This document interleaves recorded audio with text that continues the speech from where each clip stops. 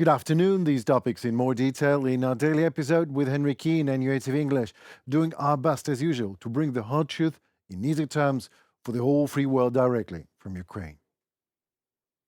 New NATO chief Mark Rutte have chosen to visit Kyiv in his first trip since taking office, where he promised continued support for Ukraine in fighting against Russia's invasion. Well, once in the Ukrainian capital, Rutte met President Volodymyr Zelensky as air raid alert went off twice. Zelensky said he discussed elements of Ukraine's victory plan with Rutte before a NATO meeting at the German Ramstein air base next week. The two also discussed the battlefield situation and the specific needs of Ukrainian military units.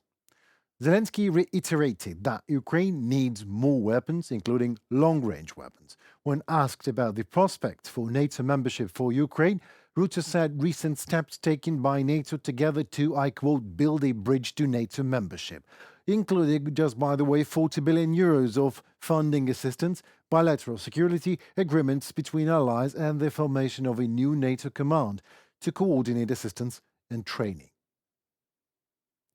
Rutte arrived to Kyiv after a Russian glide bomb struck a 5-story apartment block in Kharkiv, Ukraine's second-largest city, injuring at least 12 people, including a 3-year-old girl.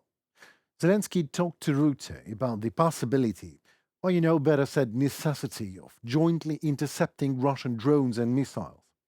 Jointly intercepting Iranian missiles is no different from jointly intercepting Russian missiles, and especially Shahed, which link the Russian and Iranian regimes, Zelensky said in the wake of recent Iranian missile attacks against Israel.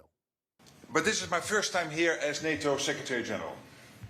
And it was important to me that I come to Ukraine at the start of my mandate to make crystal clear to you, to the people of Ukraine, and to everyone watching, that NATO stands with Ukraine.